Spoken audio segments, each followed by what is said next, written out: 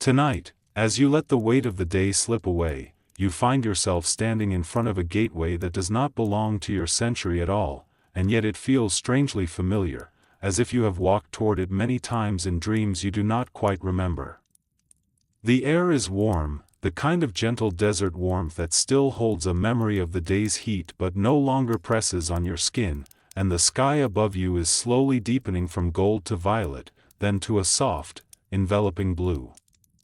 Ahead rises the facade of an Egyptian temple, its twin towers forming a monumental pylon, edges still catching the last light of the sun as it drifts toward the western desert. You are small here, and that is all right. Tonight your task is not to be important, only to be present, to breathe, to watch, and to drift quietly through this night until sleep takes you. You draw a slow breath and feel the dry air move through you, the faint scent of dust and something sweeter, like resin warmed by the day, the ghost of incense lingering in the stone. Around you, the world of your own time recedes, its screens and messages and unfinished to-do lists dissolving like smoke, and in their place comes the soft creak of wooden doors, the murmur of distant voices in a language you do not need to understand, the padding of sandaled feet on packed earth. This is a different kind of night, a long, patient night that stretches from the very oldest villages on the Nile to the last queens and kings who watched Rome rise on the horizon. Tonight, you will walk inside an Egyptian temple and stay there while the world outside turns from dusk to darkness, until the first pale line of dawn appears. You do not have to do anything clever here. You only have to follow, and listen, and let the slow rhythm of this place carry you. As you stand before the pylon, you feel your shoulders soften, the muscles of your neck loosen, your jaw unclench. You are about to cross a boundary between the ordinary and the sacred, but you are also stepping into a story that has been going on for thousands of years, and knows perfectly well how to make room for you in its quiet corners. The pylon in front of you is huge, sloping gently inward as it rises, its surface covered with carved scenes you can just make out in the fading light, kings offering incense to gods, rows of hieroglyphs marching upward like precise, stone-cut handwriting. The two towers frame a central doorway, and above it rises an empty flagstaff where bright banners once snapped and fluttered in the breeze. The Egyptians thought of this gateway as a horizon, a place where one world meets another, and you can feel that as you stand here, half in the dust of the outer world, half in the cool shadow that spills from the open doorway. You take a few steps forward, your sandals whispering against the ground. The evening is deepening, and the group of villagers who came earlier with petitions and small offerings are already drifting away, their outlines fading into the dim paths that lead back toward mud brick houses and low, flickering lamps. They have left behind a quiet, a spaciousness that feels almost like a held breath. The temple, for a moment, seems to be listening. Two priests stand at the doorway, their heads shaved smooth, their white linen kilts catching what remains of the light. Their garments are simple, though the linen is fine and cool, the fabric lying in neat folds, their bare feet are dusted with the pale powder of the courtyard floor. One of them looks at you with calm eyes that have seen this hour of evening countless times, and then nods, as if to say, yes, you belong here tonight, yes, step inside. You pass between them and cross the threshold, and it is like stepping into deeper water. The temperature changes. Outside, the air was warm and carrying the last breath of the sun. Within the enclosure of the temple walls, the air is cooler, shaded, and has its own smell, stone, faint soot, old incense soaked into the surfaces, a breath of water from somewhere beyond. The noise of the outside world falls away behind you, swallowed by the thickness of mud brick and limestone, and you realize that, within these walls, the hours of the night will move according to a different rhythm than the one you know. The first courtyard opens before you, wide and open to the sky. High walls surround it on all sides, painted once with bright color that time has softened into traces of red and blue and green.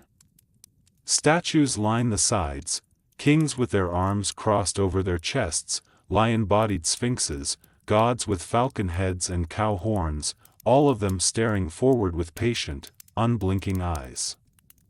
The last rays of the sun, now very low, glance across their faces and catch in the edges of carved mouths and brows, bringing them briefly, eerily, to life before the light slips away. In one corner of the courtyard, a cluster of smaller figures is moving, novice priests, you realize, and servants of the temple, rearranging offerings from the day. Baskets of bread and jars of beer are being carried from the offering tables to storerooms. Flowers, now wilting after hours in the heat, are gently removed. It is not glamorous work, this end-of-day tidying, but they move with a curious dignity, as if every crust of bread and every clay jar still carries a thread of something sacred.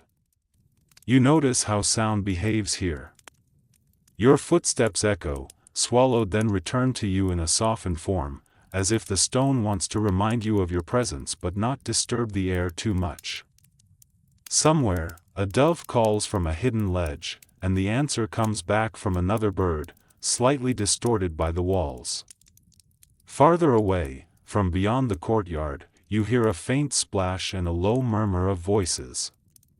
A priest passes you carrying a clay lamp, its small flame held carefully in one hand, the other hand cupped around it to shield it from the occasional breath of evening wind that wanders into the courtyard. He gestures to you to follow, and you move with him toward a side gate that leads out of the courtyard, through a narrow passage, and toward the source of that watery sound, that coolness in the air you felt as soon as you stepped inside. The passage opens, and the sacred lake is suddenly in front of you, long and still, sunk into the earth like a broad, rectangular mirror of pale stone and dark water.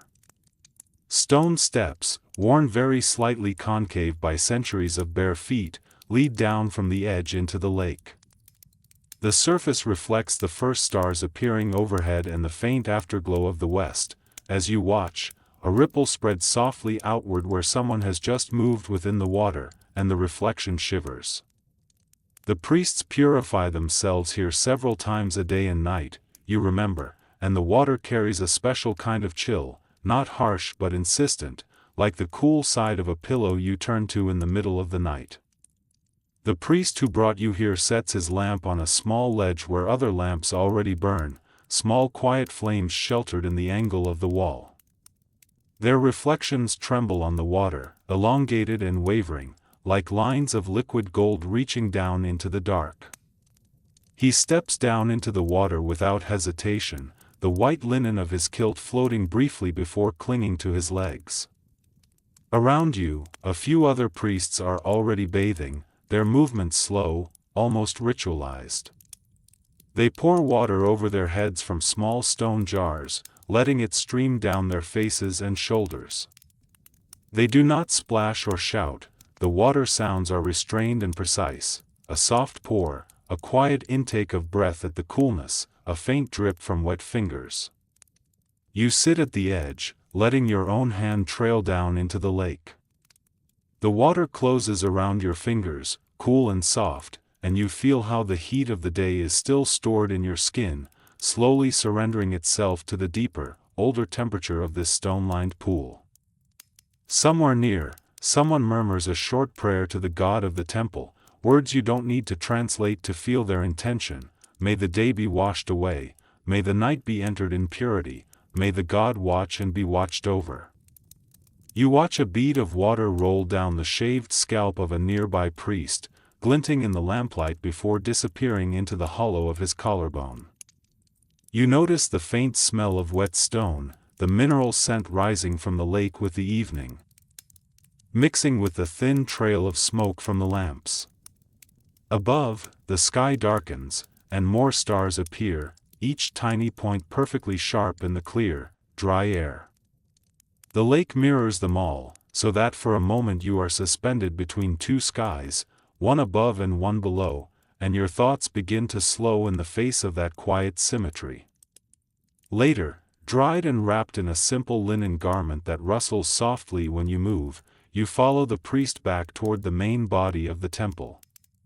The feel of the linen is familiar now, cool at first, slightly stiff where it has been starched, but gradually giving way to the warmth of your body, becoming softer, almost like a second skin.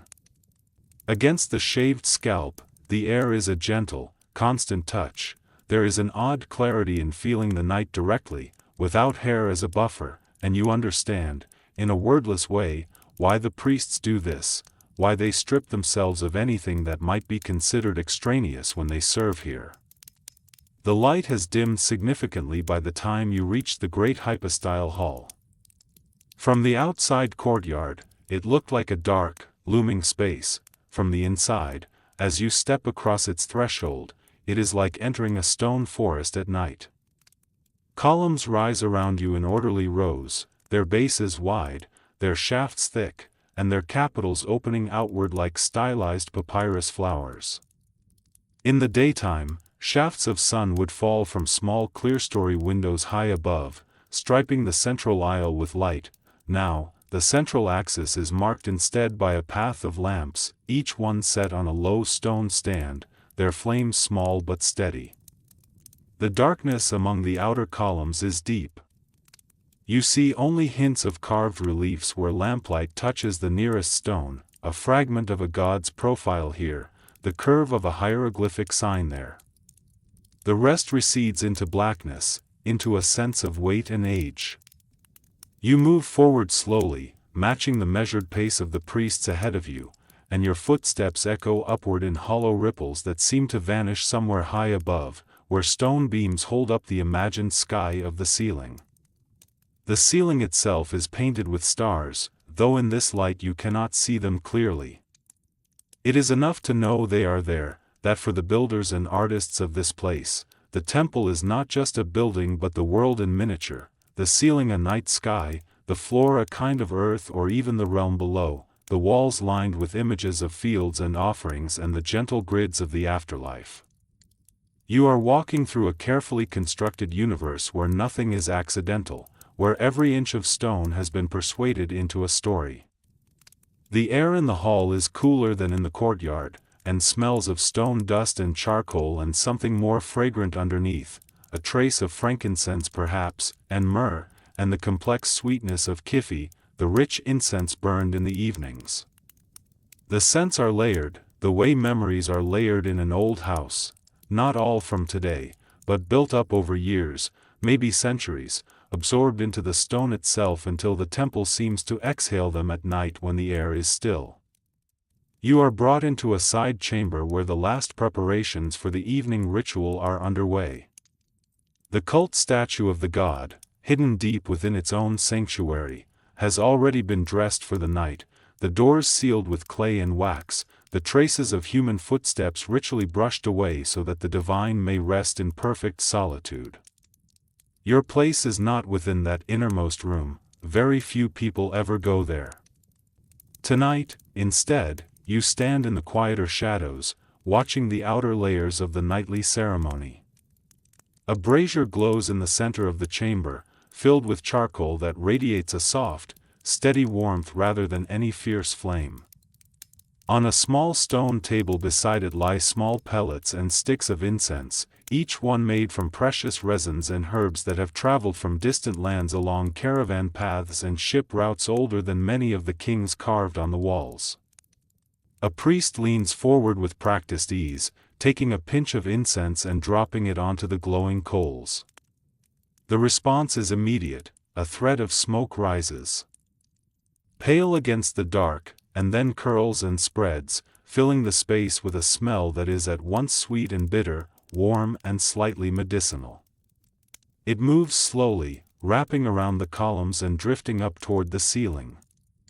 Another priest begins to chant, his voice low and resonant, the melody simple but insistent, like the careful repetition of a lullaby meant not for a child but for a god. You don't understand all the words, but phrases catch your ear and settle there: awaken in peace, rest in protection, travel safely through the night. The Egyptians imagine their sun god Ra sailing through the underworld in these hours, facing dangers and chaos serpents, and the priests here, in this chamber, see themselves as part of that journey, sending their voices after him like little lamps set afloat on a dark river. The idea is oddly comforting, that somewhere, even in the deepest night, someone is awake on your behalf, chanting slow, steady words against the things you fear. As the smoke thickens, a small bell rings, a soft, clear sound that seems to cut through the incense fog without disturbing it. A sistrum is shaken, its metal loops clinking gently against the frame, adding a shimmering texture to the chanting. The sounds are not loud, they are carefully measured, fitting the room the way the stone blocks fit together, each in its place, nothing rattling loose. You feel your own breathing fall into step with the rhythm of the chant, lengthening and smoothing out, like a river that has left behind the rocks of its upper course and now flows wider, quieter, through a level plain. Later, when the main rituals are done and the god is considered safely at rest within the sealed sanctuary, the atmosphere in the temple shifts. The great public spaces, if they can really be called public, given how limited access is, grow emptier. The last of the day's noises from outside have faded almost completely now. The city beyond the walls is settling into its own patterns of sleep, though you are only dimly aware of it. Within the temple, a different set of tasks begins, the tasks of night watchers and scribes and our priests. You are led to a small room off one of the corridors, a kind of resting chamber reserved for those who will stay within the temple overnight. The room is simple, plastered mud brick walls, faintly reflecting the lamplight, a low bed made of a wooden frame laced with woven cord and topped with a thin mattress stuffed with reeds or straw, a small wooden stool, a chest for belongings. A lamp burns on a niche in the wall, its flame kept small to conserve the precious oil. There is no door, only a hanging of linen that can be drawn across for privacy if needed. On the floor, near the bed, lies a stone headrest. It looks at first uncomfortable compared to the pillows you know, a curved piece of stone mounted on a small base, designed to fit beneath the neck rather than under the skull. But when you lie down experimentally on the bed and slide your neck onto the cool arc of stone, you find that it supports the weight of your head just enough to keep your face lifted and your airway open, and the stone draws heat from your skin, easing the warmth that has accumulated there. It is a different idea of comfort, but not necessarily a worse one. You will not stay lying down yet, though. There is more to see tonight than the inside of this quiet little chamber. For now, you sit on the edge of the bed, feeling the reed cords creak beneath you, and accept from a young servant a small meal, a flat loaf of bread, still carrying the faint smell of the clay oven it was baked in, a small dish of seasoned beans or lentils, a handful of dried figs, and a clay mug of beer. The bread is coarse, with tiny grit in it from the stone grinding of the grain, but hearty. The beer is thick, almost chewable, more a nourishing gruel than a drink in the way you think of beer. It tastes slightly sour but rich, a staple more than a treat. You eat slowly, listening to the quiet. Somewhere nearby, someone laughs softly at a private joke, a low murmur of conversation drifts briefly down the corridor and then fades. Mostly, though, the temple is becoming a place of whispers.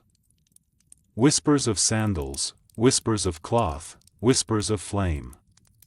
After eating, you step back out into the corridor. A priest is waiting there, carrying a lamp and a small wooden tablet on which a list of duties has been written in black ink.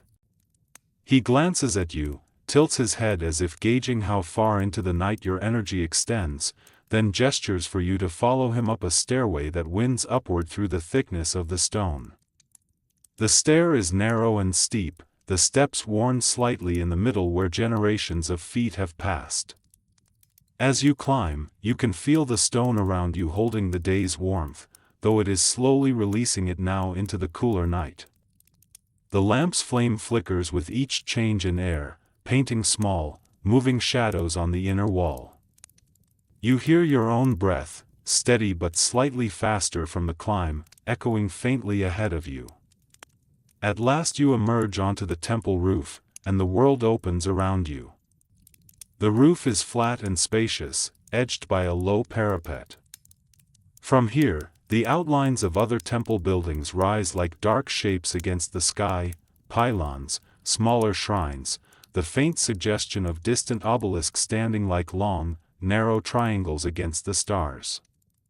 Beyond the temple enclosure, the city lies low and dark. A few scattered household lamps still burn, tiny fireflies clustering along the invisible lines of streets and courtyards.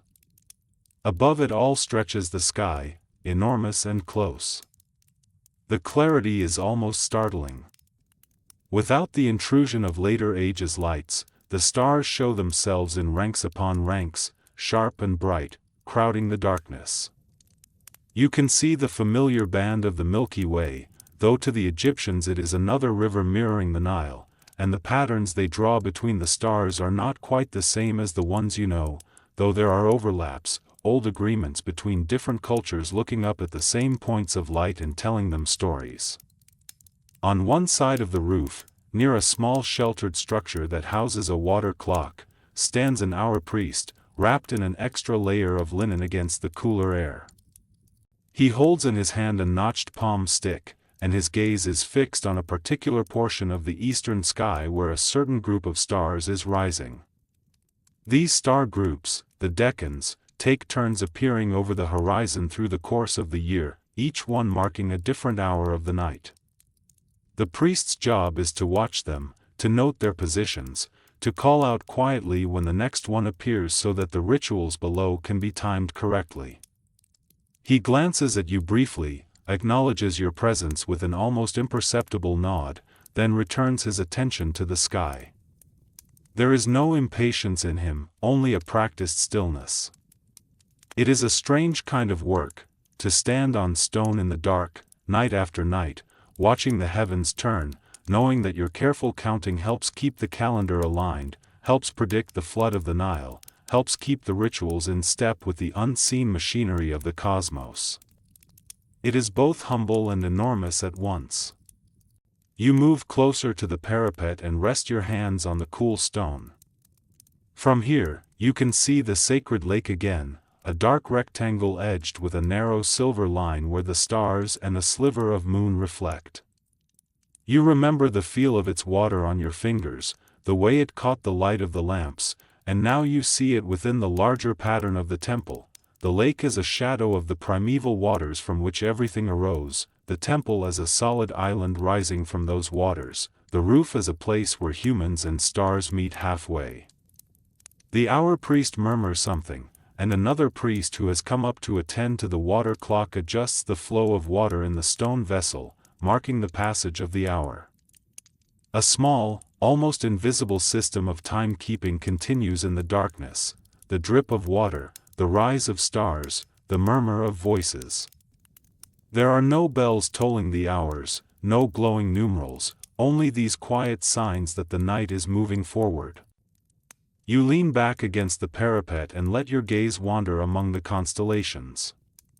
Somewhere in that darkness, in the Egyptian's imagination, Ra in his night boat is traveling through the underworld, facing down the serpent of chaos who tries each night to swallow the sun and plunge the world into permanent darkness.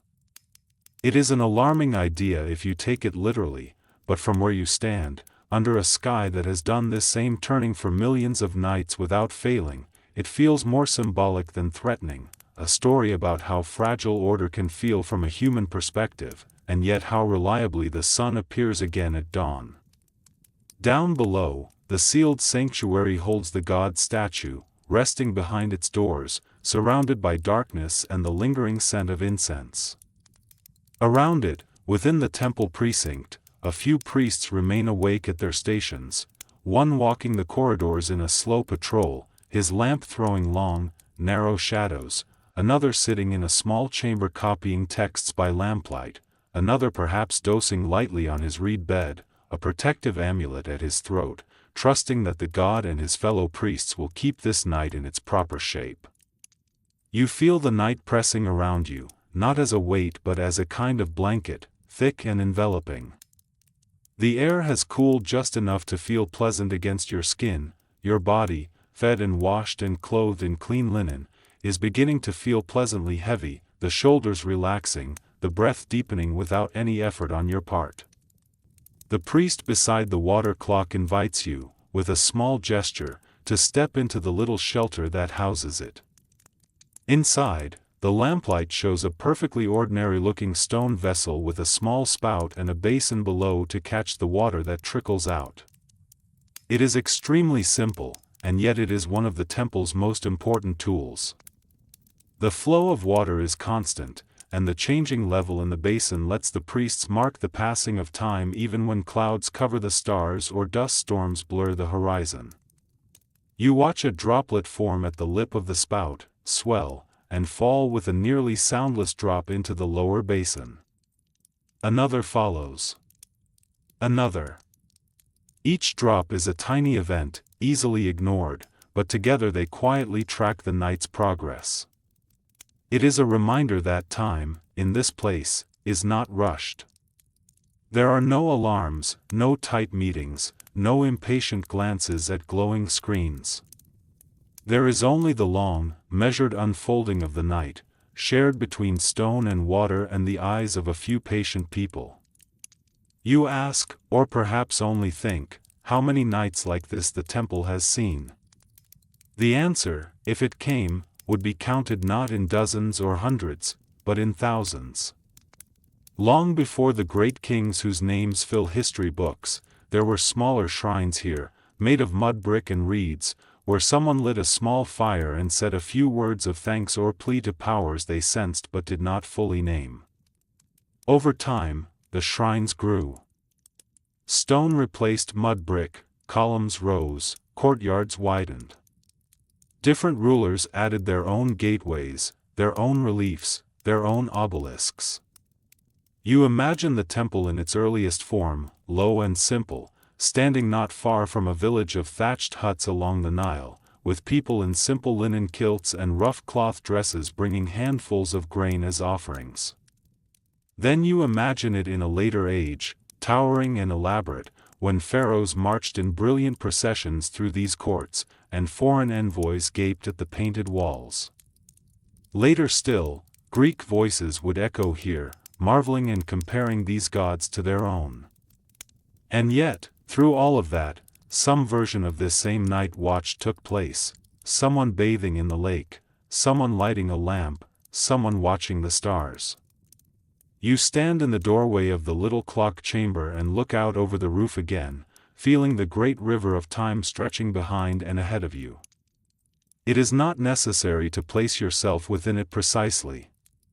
It is enough to feel that, tonight, you are sharing a rhythm with people who lived 6,000 years before your time and with those who will look back 6,000 years from now, if temples still stand then. After a while, the priest releases you from the rooftop vigil with a quiet nod. You make your way back down the stair, careful of your footing in the moving shadows. The corridors below feel darker now that your eyes have been spoiled by starlight. Lamps burn at intervals along the walls, their halos of light overlapping just enough that you do not feel lost, only gently guided from one pool of warm glow to the next. You pass a storeroom with its door curtain partly drawn aside, revealing shelves of clay jars stacked neatly, grain for offerings, oil for lamps, carefully sealed vessels of incense. The smell from within is dusty and rich, like a pantry filled with the condensed essence of plants and earth and sunlight. In another room, you glimpse rolled-up papyri stored in wooden boxes, their ends tied with thin cords, each one holding a text, hymns, rituals, letters, accounts. This is one of the temple's houses of life, a place where scribes copy and preserve the words that keep the rituals aligned with their ancient prototypes. A scribe sits there now, hunched slightly over a fresh sheet of papyrus spread on a flat board, his reed pen held delicately between thumb and finger. At this hour, the ink dries more slowly in the cooler air, and his lamp's light is precious, so he works with care, not haste. You see the black lines of hieroglyphs march smoothly across the page, birds and eyes and reeds and coiled ropes, each shape both picture and sound. He pauses occasionally to dip the pen into the ink cake moistened with water, his hand steady despite the late hour. He glances up as you pass, and there is a kind of companionable acknowledgement in his gaze. You are both awake when most people are not, both keeping company with the slow machinery of the temple's inner life. Then he returns to his text, and you continue on your wandering. In a narrower side hallway, you step aside to let a small group of priests pass, carrying a tray with modest offerings, perhaps for a minor shrine or a household of temple workers. On the tray are small loaves of bread, a little beer, a few onions and a piece of dried fish. It is not grand, but it is real, practical nourishment, and in this society, the sacred and the practical do not stay entirely separate. The food that has been symbolically offered to the gods will be eaten by humans, and there is something reassuring about that economy of meaning and matter. Outside, in one of the outer courtyards, you find a stone bench along the wall and sit for a while. The night here feels more open than in the tight corridors inside, the sky once again visible above the jagged line of the temple's roofline. A cat appears from somewhere, tail held high, and surveys you with the cool frankness common to temple cats and their modern descendants.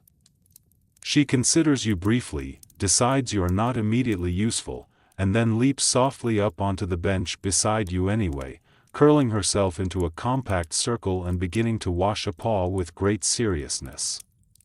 Temple cats are both practical and symbolic creatures. They keep down mice and snakes. They are also associated with goddesses of protection and gentleness. This one, however, seems mostly concerned with her own fur. You watch her for a while, the small movements of her tongue, the precise flexing of her claws as she kneads the stone, the way her ears swivel toward every faint sound. In the distance, a goose honks once, then settles. Somewhere beyond the temple wall, a donkey brays briefly in its sleep and then falls silent. The cat's ears register these things, her body remains perfectly at rest. The stone of the bench is cool through the linen at your back. You tilt your head to lean against the wall, feeling your muscles melt slowly downward, down the spine, into the steady support behind you.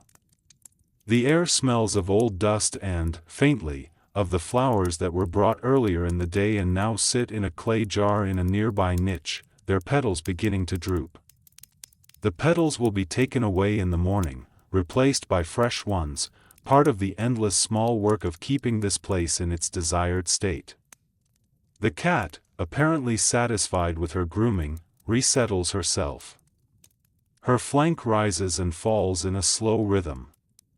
You realize your own breath is matching it, your chest lifting and lowering in time with this small, self-possessed creature beside you.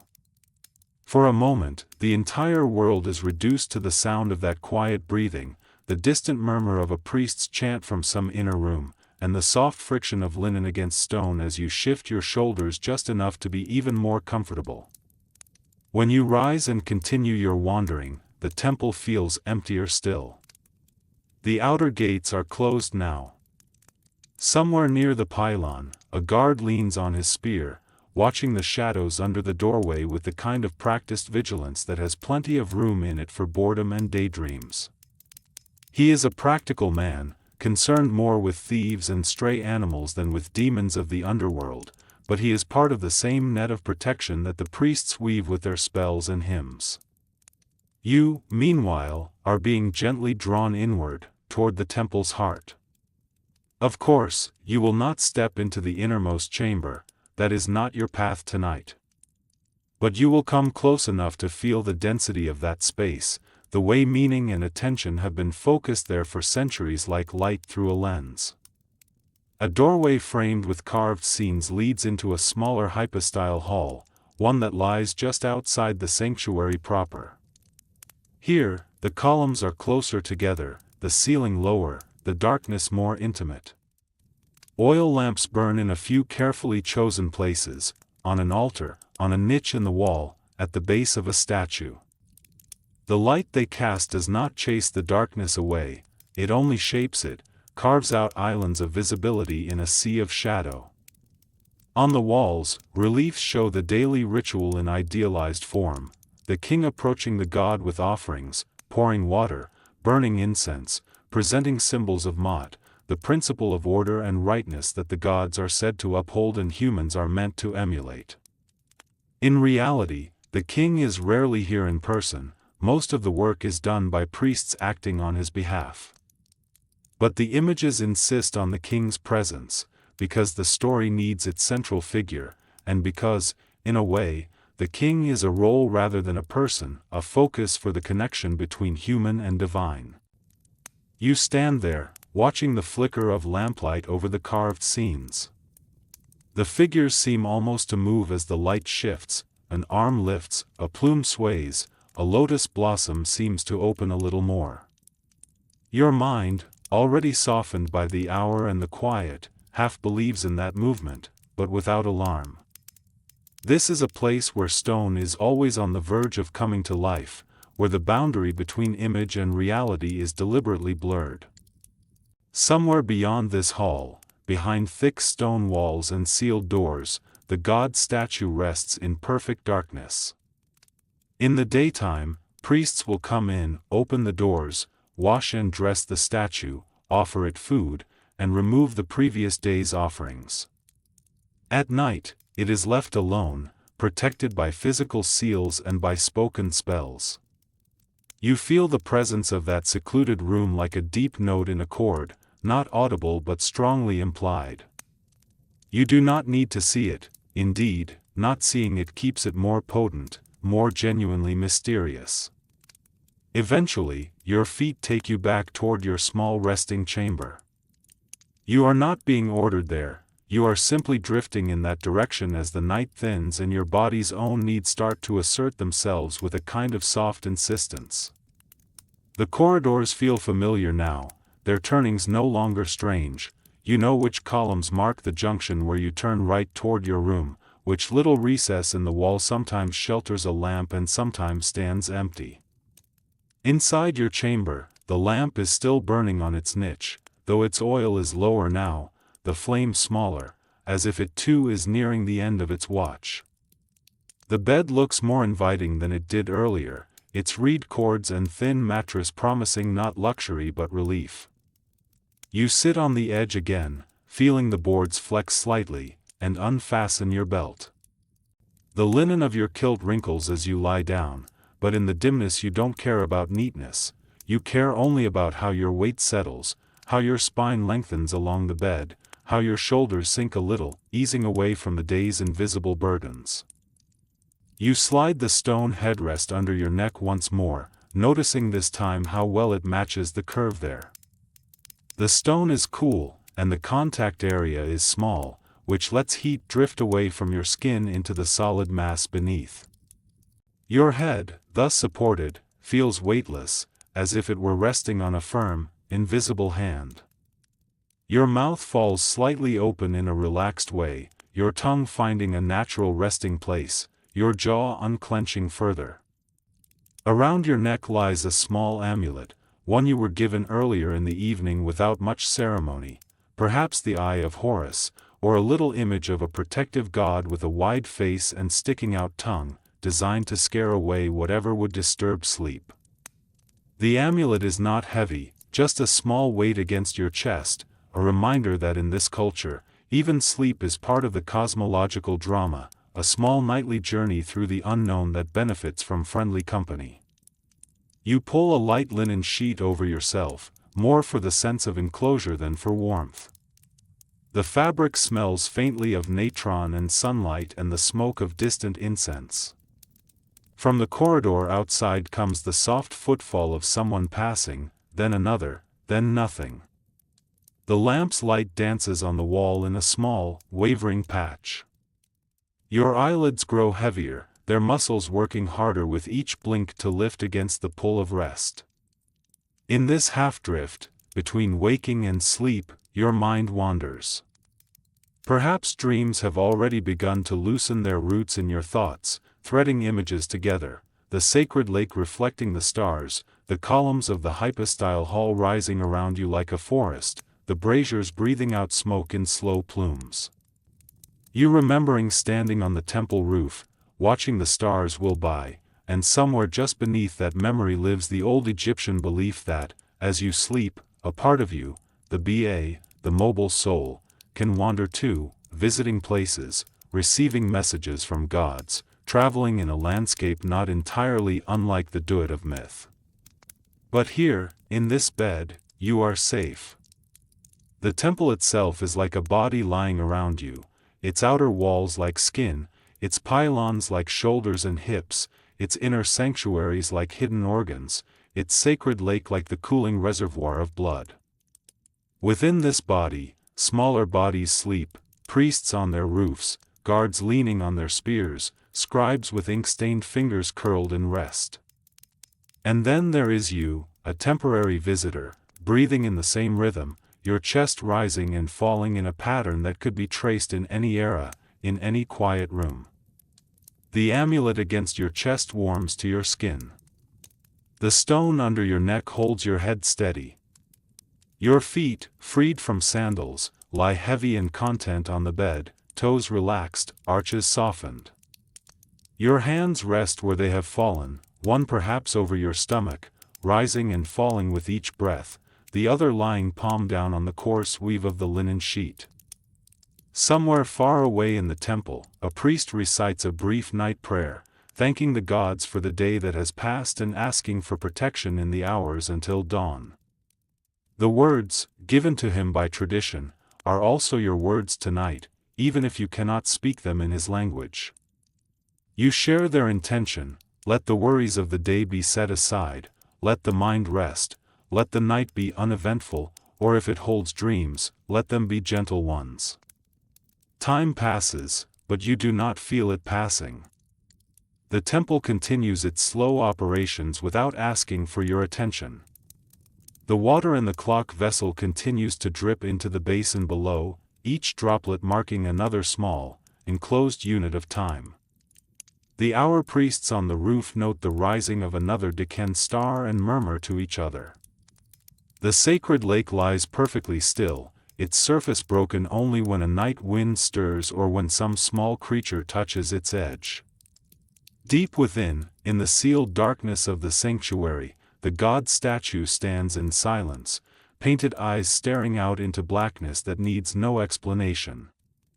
Around it, in the other world, Ra's boat moves through the underworld landscape, accompanied, not physically, but in the imagination of his priests, by words of power and by the knowledge that, so far, every night has ended with his successful rebirth into dawn. Even chaos, in this worldview, is part of a pattern, a necessary adversary in a story that has always ended the same way. In your chamber, your breath now has the slow, deep rhythm of true sleep. Your muscles release one after another, small chains of tension finally letting go. The lines of your face smooth. Whatever you carried into this night from your own time, anxieties about work, about relationships, about the future, has been set aside at the threshold of the pylon and has not followed you here. It can wait, in some dusty corner of the outer world, while you rest in the innermost part of this long, steady night. If you stir at all, it is only slightly, a shift of your leg, a deeper sigh, a brief roll of the head that makes the stone headrest feel new and cool again. Your sleep is simple, untroubled, like the sleep of someone who has worked hard but whose work is in balance with the world around them, whose tasks are clear and limited and woven into something larger than themselves. Eventually, though you do not track how long it has been, a subtle change begins to move through the temple. It is not sudden. It begins with a slight brightening of the darkness beyond your closed eyelids, a faintest suggestion that the night is thinning. It continues with a small sound, a priest's bare feet on the corridor floor as he rises before dawn, heading for the sacred lake. Another sound follows, the soft clink of a vessel being lifted, the nearly inaudible splash of water being disturbed. The lamp in your room has finally gone out, its oil exhausted, its wick resting now in a small, cooled puddle of congealed fat. The darkness here is complete, but it is no longer the same darkness. A hint of gray has crept into it, perceptible not so much to your eyes as to your body, which has learned over years of sleeping that certain signals mean the approach of morning. Outside, the first birds begin to call from their perches in the eaves and niches of the temple buildings. Their voices are tentative at first, small, questioning notes, as if they are testing whether the world is ready to receive them. The cats, whose sense of time is entirely their own, stretch and yawn and consider whether dawn is a suitable hour for more mischief or whether another doze is in order. Priests descend again into the sacred lake, their bodies catching the first unseen light from the growing east. The water, which at midnight felt deep and mysterious, now simply feels cold, like a reminder that the body is alive and can be awakened. They wash, they gargle with natron, they dress once more in fresh linen.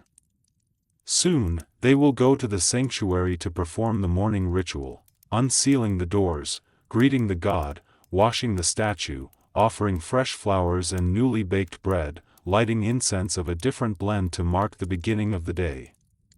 You are dimly aware of this activity through the walls, in the way a sleeping person is vaguely aware of another person moving quietly around the room. But you are not yet called back fully.